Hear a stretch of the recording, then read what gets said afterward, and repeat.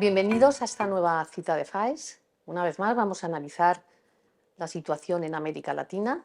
La reunión de hoy convoca a dos personas, dos ilustres analistas, al ex embajador en Costa Rica y en Israel, Mariano Caucino. Además es fundador de la Escuela de Gobierno de la UCES, de Ciencias Empresariales y Sociales. Muchas gracias por venir, Mariano. Gracias a ustedes. Recién bajado del avión, o sea que mayor agradecimiento. Y nos acompaña también José Manuel Ortega Fournier, es asesor de inversiones en Latinoamérica, es un ex Santander, es ex Goldman Sachs, es un gran emprendedor, incluso en Argentina llegó a tener una bodega, conoce muy bien, tiene el pulso muy fino de América Latina, le gustan los medios y hasta tiene un programa de radio en Mendoza, Argentina. Hoy el título de este seminario, de este foro, de esta reunión que tenemos, es la urgencia de una agenda latinoamericana renovada para España y la Unión Europea. ¿Estáis de acuerdo en que se necesita una agenda renovada? Absolutamente.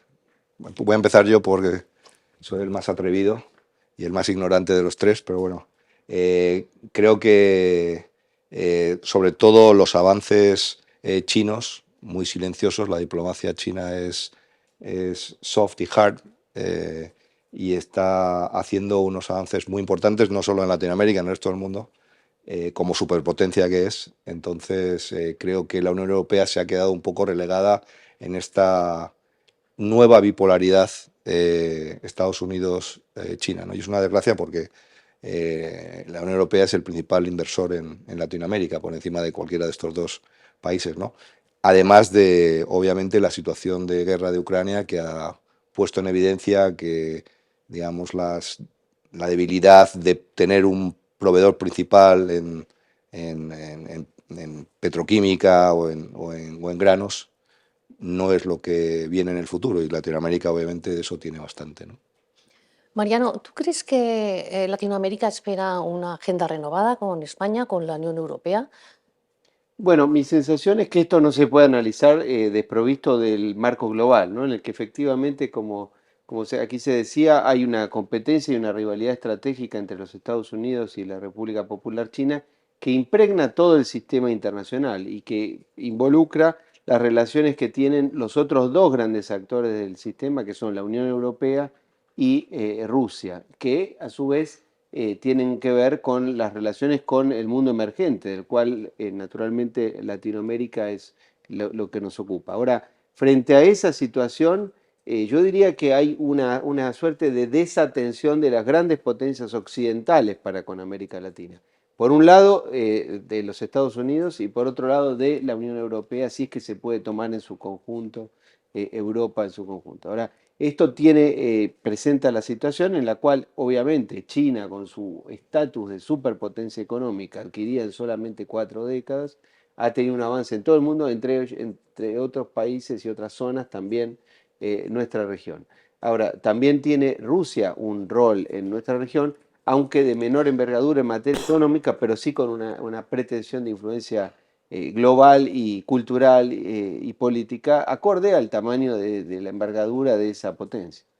¿Qué prioridades habría que dar a esa agenda? Tiene un ángulo político y un ángulo económico. A tu juicio, José Manuel, ¿en qué momento ha quedado obsoleta y cuáles serían los puntos donde tú le meterías el bisturí? Hombre, obviamente, como decía antes, el lado comercial es fundamental, sobre todo de parte de la Unión Europea. O sea, anteriormente a lo mejor no había tanta necesidad porque, bueno, el gas lo sacaba de Rusia, el grano lo sacaba de Ucrania, China no estaba tan presente, y ahora eso ha cambiado y Latinoamérica es, digamos, un foco, entre comillas, de estabilidad, de proveer no solo estas dos cosas, por ejemplo, el litio, que va a ser, digamos, el oro blanco. Entonces, yo creo que Latinoamérica tiene que apalancarse y aprovechar esta coyuntura muy específica y que, desgraciadamente para Latinoamérica, muchas veces pierde el tren de esas oportunidades únicas, y esta vez debe aprovechar porque, digamos, es la fuente de muchos productos esenciales en un entorno de democracias con mayor o menor, digamos, éxito, pero en un entorno democrático, en un entorno estable, que no encuentras en otras regiones que tienen esas mismas materias primas, ¿no? Mariano, José Manuel ha hablado de estabilidad, de democracia más o menos estable. En ese vínculo con la Unión Europea y con España, eh, ¿qué podría aportar a la gobernabilidad en estos países? Porque justamente ahora yo creo que lo que hay es un poquito un temblor, especialmente en Sudamérica y también en algunos países de Centroamérica. La gobernabilidad como punto de esa agenda. Bueno, lo que pasa es que hay que tener en cuenta un dato sustancial. Cuando cayó la Unión Soviética hace poco más de 30 años, en nuestro hemisferio, en el hemisferio americano, quedaba una sola dictadura, la dictadura castrista, que parecía que iba a caer sin la asistencia soviética. Como ustedes saben, lamentablemente el talento político siempre utilizado para el mal de Fidel Castro permitió que a partir de inversiones europeas y también de recurrir al narcotráfico y demás, sobrevivieron esa década. Y una vez pasado el periodo especial, lograron conseguir capturar el poder en Venezuela y a partir de ahí reemplazar y sustituir la asistencia soviética por la asistencia de los petrodólares de Venezuela. A partir de ahí el Foro de San Pablo se expandió y llegó a haber varios gobiernos con esa tendencia. Y hoy persisten al menos 3 países que tienen dictaduras, en Cuba, en Venezuela, en Nicaragua. Y hay riesgo democrático en otras naciones, algunos con gobiernos de derecha, otros con gobiernos de izquierda. Por ejemplo, Bolivia, donde todavía no hay una dictadura, pero están conculcadas prácticamente todas las libertades. A partir de eso, yo lo que diría es que hay una responsabilidad nuestra también de los países de Latinoamérica, que muchas veces caemos en una especie de nacionalismo bobo, de rechazar todo lo que viene en las inversiones. Se demonizaron las inversiones importantísimas que hizo España en la región y otros países europeos. Se demonizó a los Estados Unidos. Ustedes recordarán lo que pasó cuando se organizó unas cumbres para insultar al presidente Bush que proponía el ALCA. Bueno, todo ese infantilismo que son tonterías, que son muy agradables para darse un lujo de gritarle a los poderosos, pero a la larga repercuten en una peor calidad de vida derivada de la falta de inversiones. Eso es lo que creo que deberíamos intentar nosotros, la dirigencia latinoamericana, sacarnos de encima esas tonterías y pensar realmente en el interés nacional de nuestros países, que tiene que ver con una adhesión y una pertenencia a la cultura occidental, que compartimos valores con Europa, con los Estados Unidos. Eso no quiere decir que no debamos tener la mejor relación posible en materia económica y comercial con China y otras potencias, pero entender que nosotros somos parte de Occidente. José Manuel Mariano habla de que se demonizaron las inversiones, especialmente además las españolas. En cambio, ahora mismo China es el principal socio comercial en la región, si bien el principal inversor es la Unión Europea. ¿Qué puede hacer la Unión Europea y qué puede hacer España? Porque aquí son los dos focos en los que estamos clavando la mirada para hacer esa transformación, cambiar esa reputación, esa imagen. Y luego también me gustaría que me hablaras un poco tú, que has sido empresario, ¿qué dificultades has encontrado a la hora de poder invertir en un país? En tu caso era en Argentina, un poco por describir e ilustrar lo que se encuentra un inversor español, un inversor europeo, cuando llega a un país como Argentina, por ejemplo. Una pregunta larga e inteligente, que tiene varias aristas. La primera es, creo que hay un desconocimiento del imperialismo chino, número uno. O sea, el imperialismo americano es un angelito comparado con el imperialismo chino. De siempre, o sea, no de ahora. Ahora lo que pasa es que, como decía Mariano, llevan 40 años siendo una potencia creciente económica, pero el imperialismo económico chino, ellos cuando te dan un préstamo se quedan con una autovía, como pasó en Europa, en Montenegro. O sea, que una vez que también se empiece a ver cómo se la juegan los chinos, eso también va a generar cierto grado de decir, bueno, pues a lo mejor con los europeos o con los norteamericanos no estamos tan mal, ¿no? El tema de esa falsa sensación de soberanía, yo creo que tiene que ver sobre todo probablemente con la juventud de estos países. O sea, te hablo del contexto histórico, o sea, 200 años no es mucho, ¿no? Entonces, en esos países todavía se siente mucho esa sensación de soberanía, de que no quiero que me impongan nada, ¿no? Cuando al final uno ve, por ejemplo, la experiencia de Telefónica y la gente se olvida cómo era la telefonía en Argentina antes de Telefónica, que había que pagar $15.000, coimear a alguien para que te dieran una línea de teléfono, ¿no? Coimear y sobornar, vamos. Sobornar, perdón. La Todavía me producción sale, simultánea. todavía me sale. Entonces, creo que no se ha sabido vender bien, digamos, todas las mejoras y todas las ventajas que ha tenido. También voy a ser muy crítico con el empresariado local, porque aquí nada viene gratis. Entonces, muchas veces te ponen en el mismo saco que empresarios que no son lo que deben ser, por decirlo de alguna forma, ¿no? En el tratamiento con los empleados, con sueldos, con pues, sacar el dinero fuera, etcétera, ¿no? Entonces, creo que también estas empresas que vienen un poco más gobernadas por el buen gobierno, digamos, europeo, norteamericano, también se quedan con parte del desaguisado que hacen algunas de las empresas locales, ¿no? Pero claramente hay un problema de imagen y que no se ha sabido llevar, porque además no ha sido o sea, no ha sido El Dorado. O sea, muchas empresas españolas han perdido, y yo he tenido reuniones con el embajador español y con los responsables de las empresas españolas, y le dije, ustedes lo que tienen que hacer es salir de Argentina.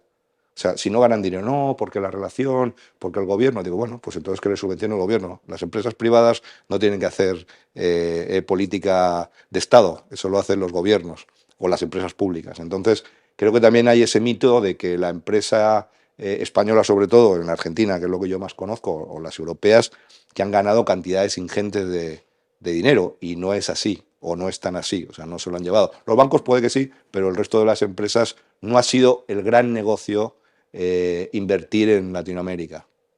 Pero ¿tu percepción es que las inversiones españolas tienen peor imagen que otras inversiones europeas o no? Porque yo la sensación que tengo en general en la región, te vas a Chile, te vas a Perú, te vas a Argentina, hasta Bolivia, en fin, la sensación es como que si la inversión es española, tiene una etiqueta un poco que está bajo sospecha. En cambio, si es alemana, si es francesa, la cosa cambia. ¿A qué lo Sí, atribuyes? puede ser cierto. Yo creo que primero es el tamaño de la inversión y en los sectores. O sea, cuando tú te has enfocado sobre todo en sectores más públicos, regulados, como telefonía, como oil and gas, etcétera, pues tienes una electricidad, pues la población lo ve más claramente que si eres una empresa petroquímica, que no es tan fácil como sea una empresa alemana como BASF o lo que sea. Y luego, obviamente, también tiene cierto componente pues de que España fue potencia conquistadora y Alemania no tanto, ¿no? Entonces yo creo que también hay algo ahí, sobre todo en países como México, que hay todavía una... Yo lo he sentido, yo he viajado casi todos los países de Latinoamérica, y el único país donde me he sentido incómodo ha sido en México. O sea, entonces imagínate, si eso lo hacen con cualquier persona que vaya a México, imagínate con las empresas españolas, que lo hemos visto con el actual presidente de México, que tiene como una obsesión ya, no sé, yo diría tratable por algún psiquiatra contra España en particular, ¿no? Mariano, la Unión Europea quiere realmente lanzar una agenda renovada, España exactamente igual, pero la Unión Europea existe en el día a día en países como Argentina, en donde tú vienes.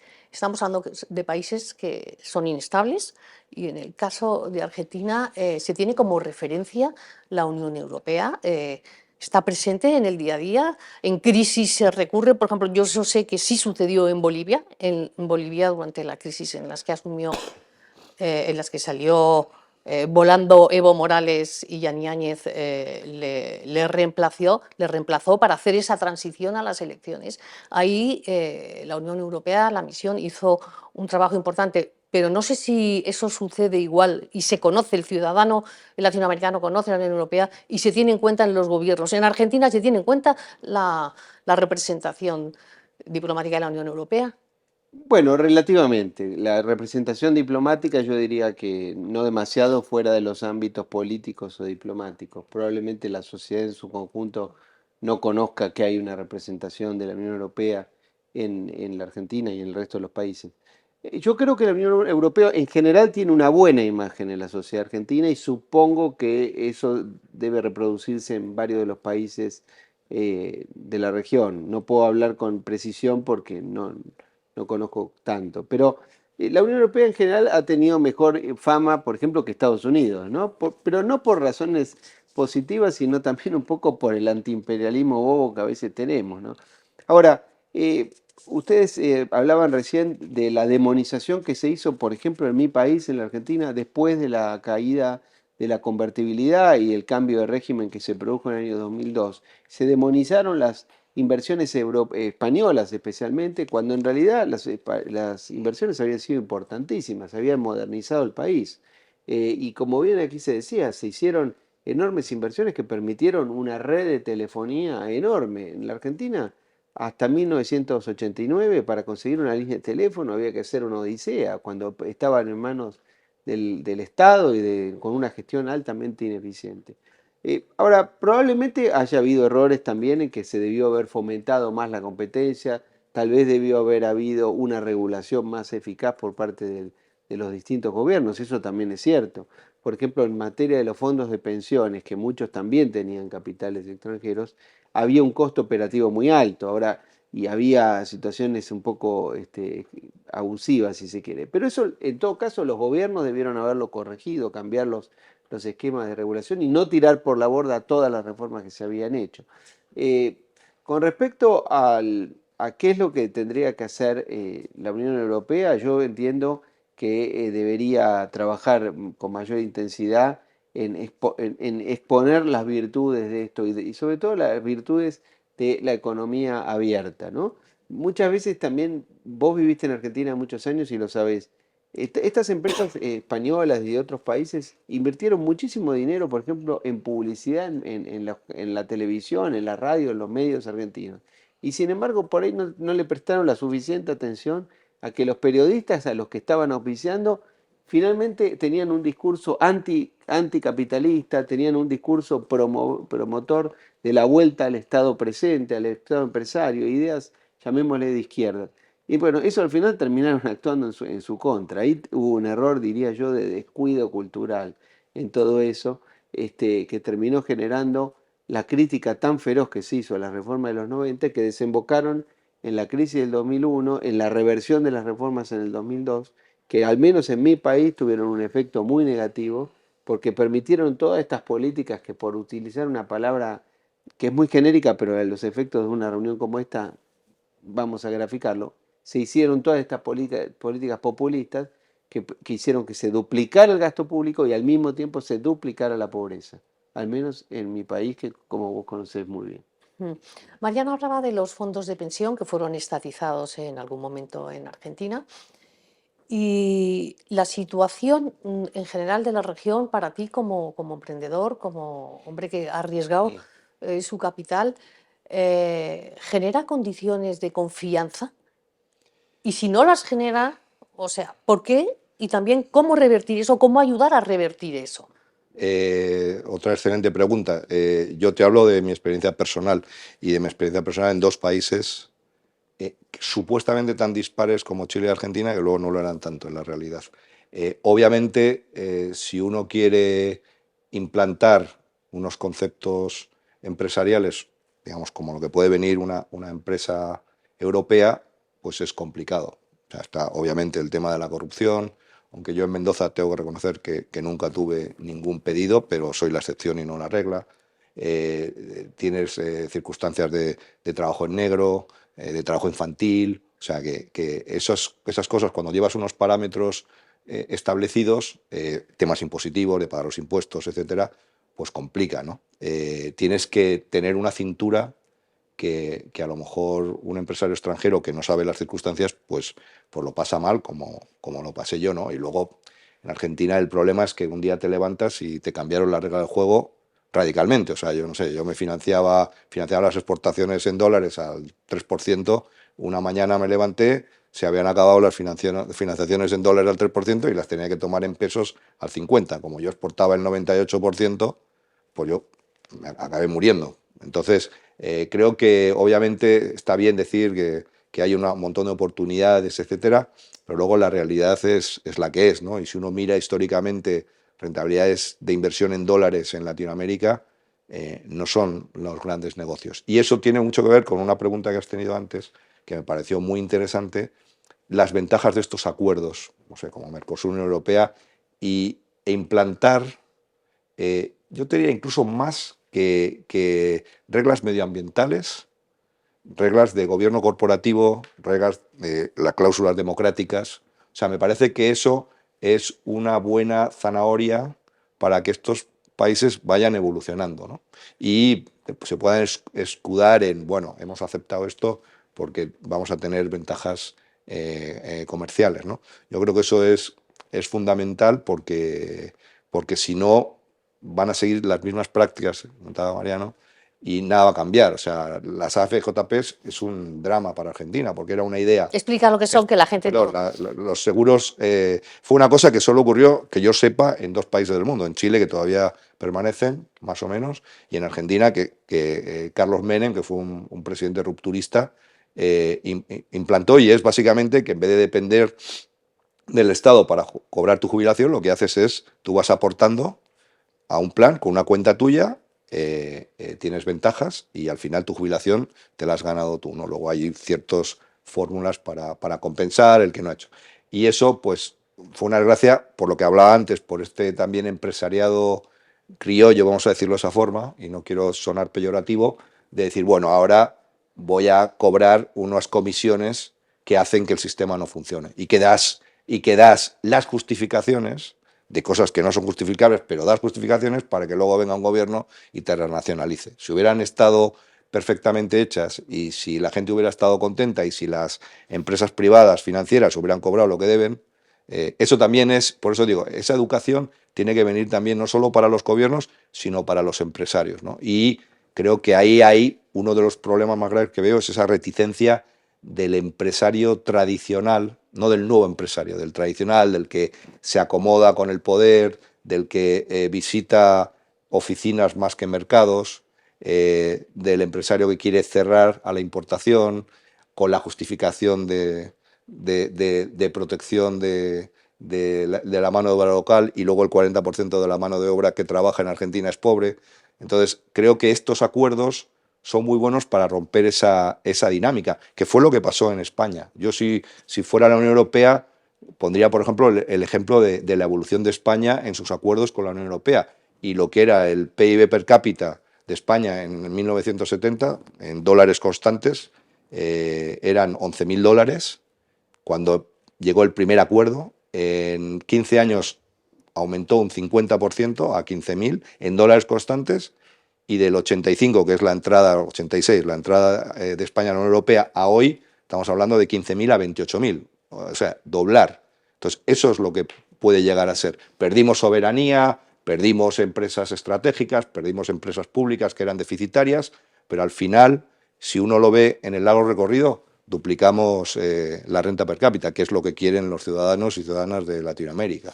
Sí, y luego hablamos de si está preparado el ciudadano latinoamericano y depende de qué país hablemos hacer esos sacrificios que se exigen. Pero yo quería hilar con lo que habéis dicho los dos. Tú has hablado, Mariano, de demagogia y populismo, tú de acomodo al poder. Eh, ¿Cómo ayudar a transformar esa realidad cuando ni siquiera se ponen de acuerdo en la región para definir una dictadura, lo que es una dictadura? Tú antes hablabas de los regímenes de Nicaragua, de Cuba, de Venezuela, las tentaciones que hay en Bolivia. ¿Cómo, cómo establecer esos vasos comunicantes o cómo hablar el mismo idioma cuando ni siquiera tienes claro los conceptos? Y eso lo hemos visto en estos casos de los que estamos hablando. Bueno, yo creo que en Latinoamérica hay un problema muy serio a partir de la influencia cubana, que lo ha sido durante 7 décadas, pero en esta última etapa, después del fin de la Guerra Fría, que parecía que eso se evaporaba, ha vuelto a tener un rol importantísimo a partir de la constitución del Foro de San Pablo y sus distintas denominaciones, que básicamente son la promoción del castrochavismo, que se hace a través de gobiernos que llegan al poder de manera democrática, pero una vez en el gobierno comienzan a desmontar todas las instituciones republicanas, la división del poder, y finalmente desmontan la democracia. Hacen un cambio constitucional bajo la consigna de reclamos legítimos, el indigenismo o los derechos de los desposeídos, y finalmente, cuando uno se quiere acordar, la democracia desapareció y crearon una autocracia. Y esto es lo que ha pasado con todos estos gobiernos. Ahora, a mí me parece que nosotros, los que creemos en la democracia, los que creemos en los gobiernos limitados y los que creemos finalmente en todos los instrumentos que en el ámbito hemisférico existen de protección de la democracia, de promoción de los derechos humanos, debemos insistir. No es una división entre izquierdas y derechas, es una división entre los que están con la democracia y los que están en contra de la democracia. Porque ha habido gobiernos de izquierda y de centroizquierda que han cumplido la regla democrática. A mí podían no gustarme, pero debo reconocer que cumplieron el mandato, no se eternizaron, respetaron la alternancia en el poder, pero otros son violadores sistemáticos de los derechos humanos. ¿Cómo hacer eso? Bueno, hay que insistir que la democracia y la libertad es un aprendizaje, nada está garantizado. Ahora, todos nuestros países tenemos una herencia común. Nosotros finalmente somos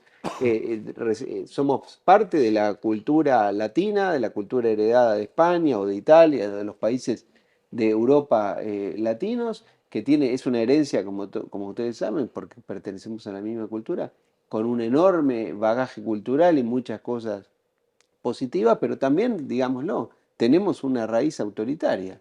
¿Cómo España o cómo los países de Europa lo lograron limitar? A través de la constitución de una entidad supranacional que les ha puesto reglas y un ordenamiento, superior. Si no, España, Portugal, Italia, tuvieron historias muy complicadas también, ¿no? No hemos inventado nada nosotros, somos culturalmente lo mismo. Ahora, la diferencia es que aplicaron un sistema, el sistema funciona y aquí es lo que decían, en 30 años o en 40 años, España es un país donde la población vive el doble de bien, tiene un ingreso comparable al de muchos países de Europa del Norte, llamémosle. Bueno, la Argentina, en cambio, es un ejemplo de todo lo contrario, es un país que se ha encogido sobre sí mismo. La Argentina hace 100 años era el equivalente al 50% del Producto Bruto de Sudamérica. Hace 50 años todavía era más que Brasil, y hoy Brasil es el 50% de Sudamérica. Bueno, la Argentina se ha reducido, ahora se ha reducido por aplicar políticas equivocadas, no es culpa de nadie, a nosotros no le podemos echar la culpa ni a España, ni a los Estados Unidos, ni a los marcianos, errores que hemos cometido nosotros. ¿Y la Unión Europea tiene que mirar a Brasil y España también a la hora de buscar un interlocutor válido que pueda ayudar a sembrar ese terreno de las semillas de la transformación que se necesitan? Es decir, ¿es Lula? Porque López Obrador me da la sensación que no lo es. Bueno, Sí. son cosas diferentes, porque yo diría que México es un país de América del Norte, fundamentalmente. Por más que tenga un presidente actualmente colorido, llamémosle, con un discurso antiimperialista, pero en los hechos, la prioridad estratégica de México está en su relación con los Estados Unidos. Y eso es natural que así sea, puede gustar o no, pero es normal que cualquier gobierno mexicano tenga esa prioridad. Brasil, en cambio, es un país sudamericano, es una diferencia. Brasil es un país, es el único país de Sudamérica que tiene realmente hoy, por su envergadura y su capacidad, un rol casi global, podría decirse. Objetivamente, Brasil es el actor más importante de la región. Eso no significa que la Argentina o que Colombia o Chile, países muy importantes, o Perú también, tengan que hacer seguidismo de Brasil. No, tienen que tener una política correcta con Brasil.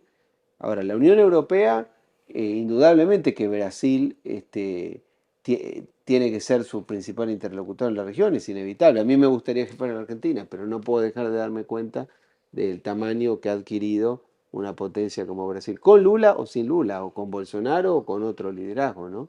Creo que es una realidad objetiva. Mencionabas antes los sacrificios que se hicieron en España para ingresar en la Unión Europea y cómo le costó a la población aceptarlo. Mercosur lleva más de 20 años sin poder materializarse. Tenemos también otro tratado de la Unión Europea con México que no termina de cuajar. El Alcacombús, que recordabas antes, fue un fracaso. Ahora España va a tener la presidencia en el segundo semestre de la Unión Europea. ¿Tú crees que esto va a facilitar de algún modo que se avance en estos terrenos o no?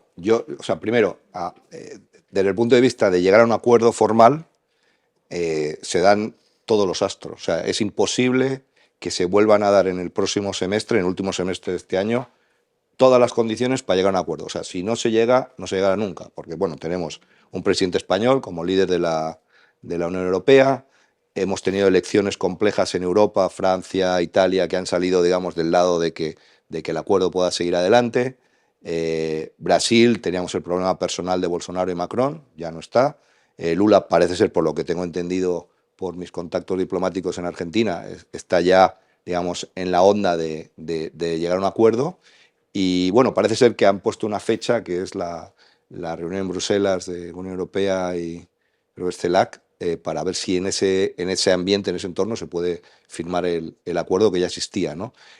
Cualquier, digamos, modificación o lo que sea, yo creo que lo llevaría a una muerte adelantada y creo que sería una desgracia el que no ocurriera. Luego hay que ver cómo funciona, ¿no? Y volviendo un poco al tema, que me pareció muy inteligente también el comentario del liderazgo de Brasil, que nunca lo había imaginado. Que además En ese Brasil, aspecto es clave, porque Brasil es tan gigante ya, desgraciadamente para nuestra querida Argentina, que al final es el líder. O sea, y Brasil dirá, bueno, ustedes pueden venir o no, utilice su soberanía, pero yo me corto libre, porque Mercosur es un zombie, es una cosa que se le mantiene viva como, no sé, como la abuela de 105 años. O sea, está ahí, existe, todavía vive, pero lo que tú has dicho, en 25 años no ha habido ninguna, digamos, desarrollo, evolución. hombre, No sí, ha sí habido ha nada. habido evolución, sí ha habido desarrollo, sí ha habido un marco acordado que no se Sí, aprueba pero en por los eso, pero que no ha habido una parlamentos. evolución hacia Pero, una moneda común, fronteras abiertas. O sea, hubo un acuerdo en su momento de cierto libre comercio, no completo, y ahí se quedó. O sea, ese es mi punto. O sea, que la Unión Europea fue evolucionando hacia adelante. Fue la Comunidad del Acero y el Carbón, la Comunidad Económica Europea, la Unión Europea, fuera fronteras comerciales y físicas. O sea, ha ido como el euro, o sea, entonces ese es mi punto, que en la medida que a lo mejor tienes razón, que aquí funcionaron esos acuerdos, pues han ido avanzando hacia una integración. En Mercosur no veo ese desarrollo de vamos un poquito más, vamos un poquito más, vamos un pero poquito más. yo me refería al acuerdo Unión Sí, Europea-Mercosur. sí, La decisión y la evolución de sí, Mercosur que has hecho no puede sí, ser más acertada. Pero hablando de Brasil, también sí, por puntualizar, es que Brasil el año que viene es que preside el G20. claro. Es que, vamos a ver, creo que hay unas condiciones que asoman con ser parecidas a algo así Bueno, como dadas para poder Bueno, hay dar una un... institucionalidad que a lo mejor no existe, como decía Mariano, en otros países. Sobrevivieron a Bolsonaro, no desde el punto de vista, yo no entro en el punto de vista político, te hablo del punto de vista de institucionalidad. O sea, hubo ahí un problema y el problema se solucionó, Lula es presidente, entonces yo creo que eso da también ciertas garantías a la Unión Europea de que el líder, digamos, de Mercosur o el líder de Sudamérica, como bien ha dicho, porque coincido que México está más unido a Estados Unidos y se cuadra a Estados Unidos y luego ataca a España, pero bueno, entonces creo que Brasil debe ser y debe asumir ese liderazgo y debe ser también de los países que más vaya a beneficiarse del acuerdo con la Unión Europea. Argentina, infinito. O sea, Argentina no voy a hablar porque Argentina, Vaca Muerta, que es el segundo mayor productor de gas no convencional del mundo, hoy en día cuando todos quieren gas, obviamente no hablar de la Pampa Argentina, etc. O sea, para mí el mayor beneficiario de un acuerdo con la Unión Europea es Argentina en términos relativos a su PIB, digamos. Brasil, obviamente por el tamaño, también mejorará, ¿no? Y hay muchas cosas que las empresas y los empresarios y empresarios argentinos o brasileños van a poder hacer si quieren. O sea, yo lo veo en tecnología. Argentina debe tener como, la última vez que conté creo que eran 14 unicornios. Unicornio es una empresa tecnológica, vale más de 1.000 millones de dólares. En España hay tres. O sea, Mercado Libre llegó a valer 100.000 millones. Era 2 veces el Banco Santander. Ahora vale 50.000, un Banco Santander. Globant es una empresa multinacional argentina, tiene 27.000 empleados, llegó a valer 13.000 millones, lo que valía, no sé, Acciona. Entonces, creo que ese tipo de empresariado no hay que verlo solo como de que las empresas europeas van a ir a Latinoamérica. O sea, tenemos que cambiar el chip y los propios empresarios tienen que cambiar el chip, porque son muy buenos gestores. O sea, ser empresario en cualquier sitio del mundo es difícil, pero es que ser empresario en Argentina exitoso es suicida. Entonces, ese know-how que tienes, de que te las sabes todas, pues lo que tienes que hacer es que te den las condiciones para que a lo mejor inviertas en empresas en la Unión Europea, como han hecho pues, Globant u otras empresas, Arcor, etcétera, ¿no? Sí, estás pensando un poco en el win-win, pero curiosamente la agenda de la Unión Europea y de España, uno de los puntos claves o de los aspectos o de los ámbitos a desarrollar es acompañar, porque claro, Latinoamérica no son solo Brasil y Argentina, tú has sido además embajador en Costa Rica, es en ese proceso de digitalización. Entonces, curiosamente, España, en el ejemplo que te has puesto, está por detrás, siendo Telefónica la número 1. Pero aparte de la digitalización, que me gustaría que lo comentaras un poco, Mariano, también está el tema de los derechos humanos y volvemos a encontrarnos con un problema de qué criterio se aplica. Es Bueno, decir, yo diría que con respecto a al tema del acuerdo, concretamente, también hay que tener, no se puede dejar de obviar que hay un veto, ha habido un veto muy importante de países muy significativos de la Unión Europea que tienen por razones internas un veto sobre el mismo, ¿no? Básicamente Francia, pero también Polonia. Eso, si eso sigue existiendo, todo esto, por más que haya voluntad de nuestros países, incluso de España y de otros, va a haber un problema serio. Y eso es difícil de saber si eso se va a poder mantener o no. Yo tengo una cautela con respecto a esto porque entiendo yo que hay razones muy profundas creo que se pueden llegar a seguir manteniendo, desgraciadamente.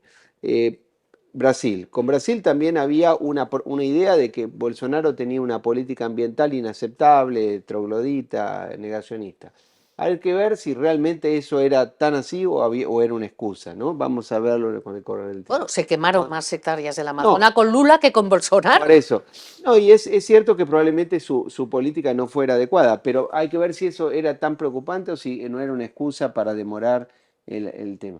Ahora, con respecto a derechos humanos, bueno, yo creo que, vuelvo a decir, en ese sentido, nosotros, yo hablo como argentino, nosotros en el hemisferio americano tenemos una serie de compromisos, como también los hay en Europa, pero yo puedo hablar de la región del mundo en la que nosotros vivimos, en donde tenemos nuestra zona de primera influencia, que hay una serie de compromisos que hablan de la protección de la democracia y la promoción de los derechos humanos, que son la Carta de la Organización de Estados Americanos, la Carta Democrática de la OEA y el sistema derivado del Pacto de San José de Costa Rica, que es el Pacto de Derechos Humanos en nuestra región.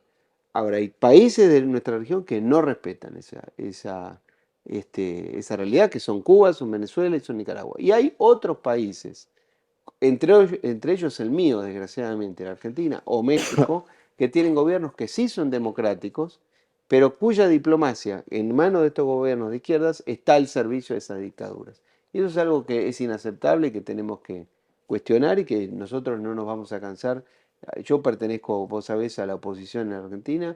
Nosotros no nos vamos a cansar de repetir que eso es inaceptable y vamos a dar una lucha por frenar el avance del castrochavismo en la región. ¿Y cómo se explica que algunos de esos países pertenezcan a foros internacionales de derechos humanos? Y el último, Bueno, porque tú sabes la gran hipocresía que hay en muchos aspectos en materia de derechos humanos en el sistema universal.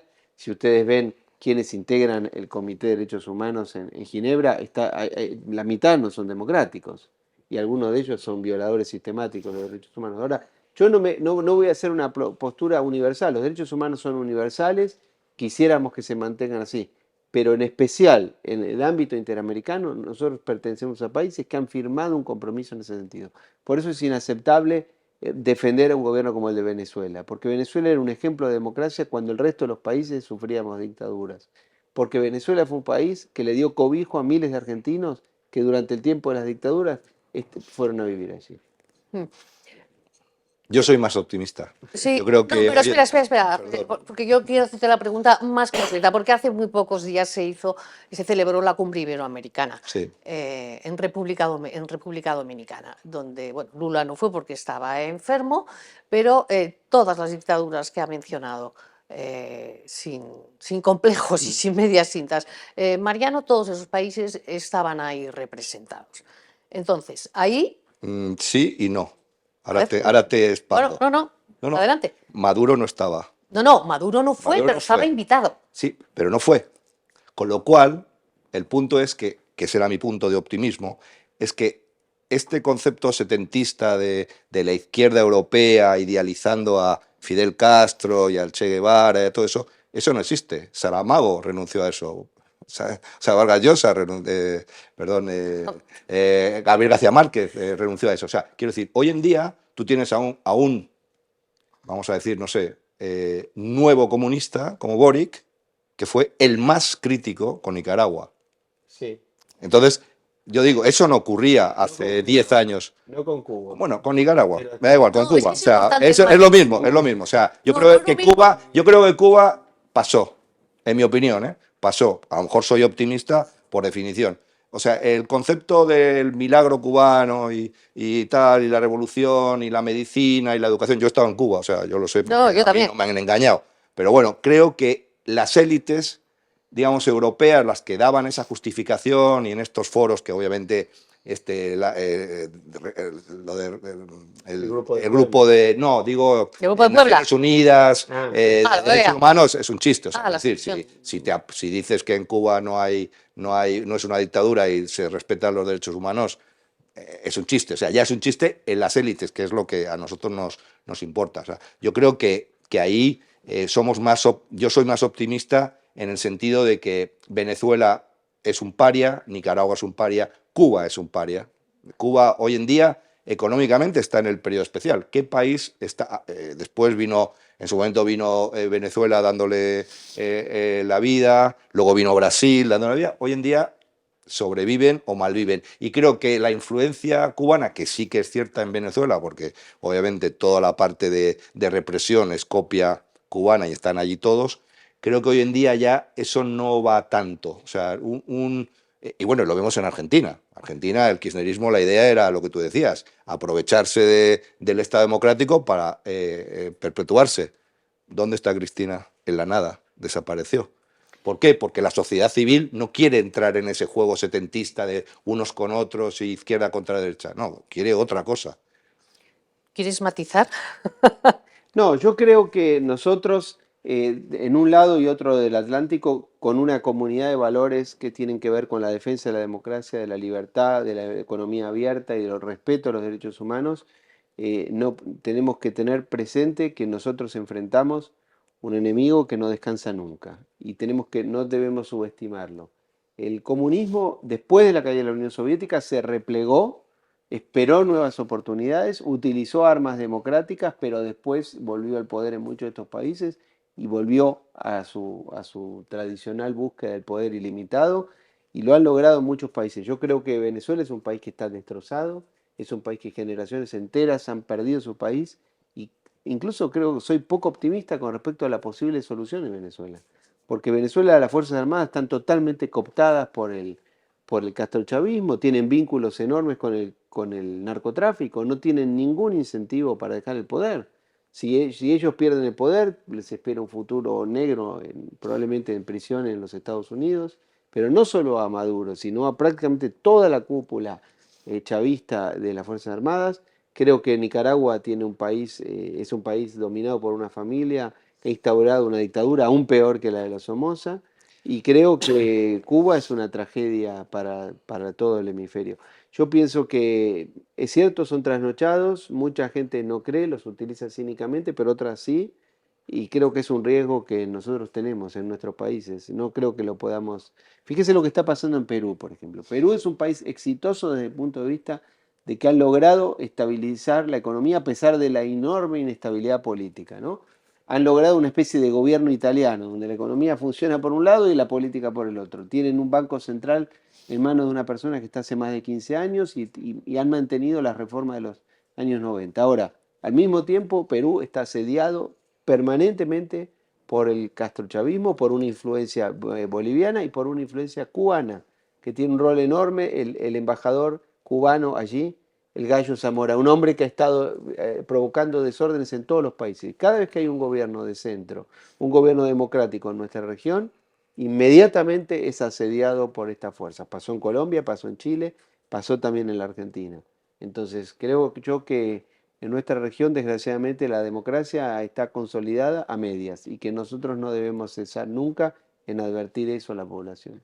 Se nos acaba el tiempo para terminar de hablar de esa agenda urgente de Latinoamérica para España y la Unión Europea.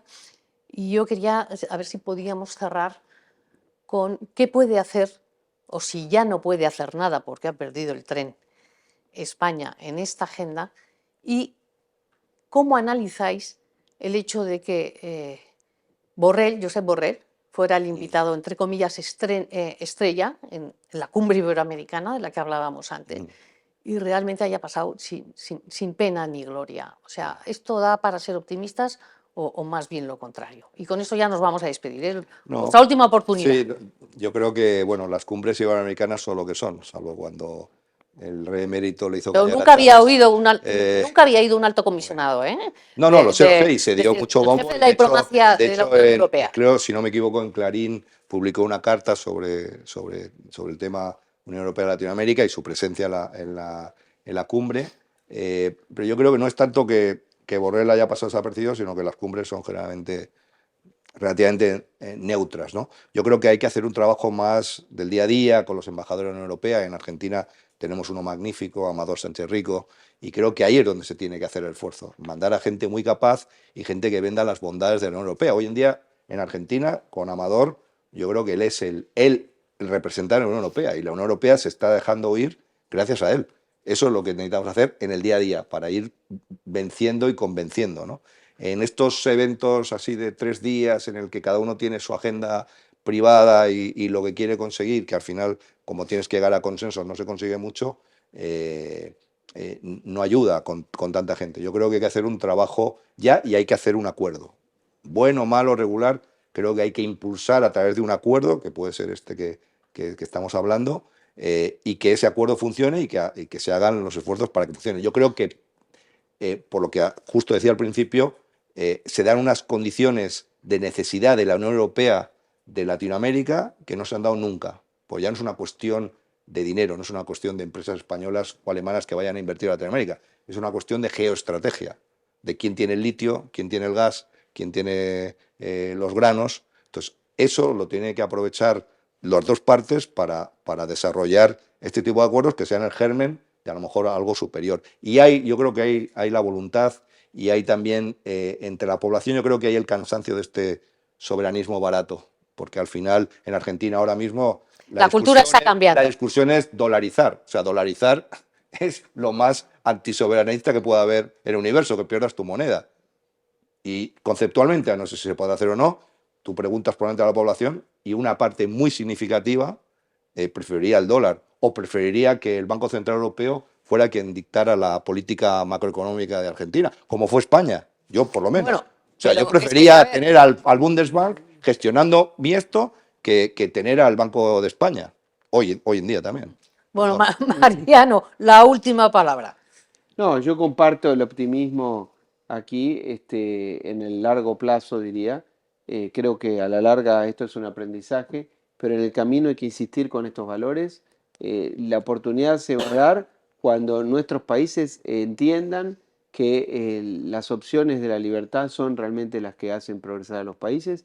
En mi país hay elecciones próximamente, esperemos tener esa oportunidad y dar vuelta atrás una página que creo que ha sido muy negativa en este plano. Pues Muchas gracias. ojalá sea así. En octubre, efectivamente, ustedes tienen elecciones en Argentina. Muchas gracias a todos. Hasta aquí hemos llegado. Ya ven que nos cuesta trabajo cortar, pero ya tendremos otras ocasiones. Gracias, querido embajador. Gracias, José Manuel. Un placer. Hasta la próxima.